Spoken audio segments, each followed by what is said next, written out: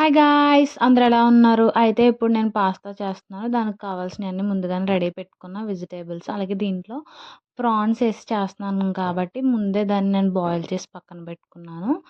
అన్ని vegetables cut చేసి పెట్టేసుకున్నాం కదా! ఇప్పుడు ఆయిల్ ఏసుకొని ఉల్లిపాయలు, అలాగే పచ్చిమిర్చి కూడా ఏసుకొని ఫ్రై చేసుకోవాలి. చూడండి ఇలాగా.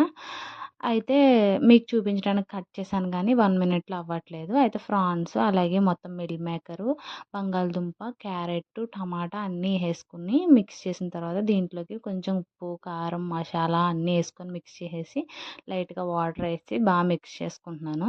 ఇప్పుడు ఇది కొంచెం మగ్గుతది కదా! ఈలోపు మనం పాస్తాని బాయిల్ చేసేసుకుందాము.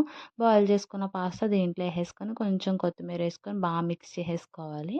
ఆల్రెడీ పాస్తా బాయిల్ అయిపోయింది కాబట్టి మనం ముందే కర్రీ కూడా కొంచెం బాయిల్ చేసాం కాబట్టి దాంట్లో చిల్లీ ఫ్లేక్స్ ఏసుకొని మిక్స్ చేసుకొని సర్వ్ చేసుకుంటే టేస్ట్ అయితే సూపర్ ఉంటదండి. ఇలా ట్రై చేయండి చాలా బావుంటది.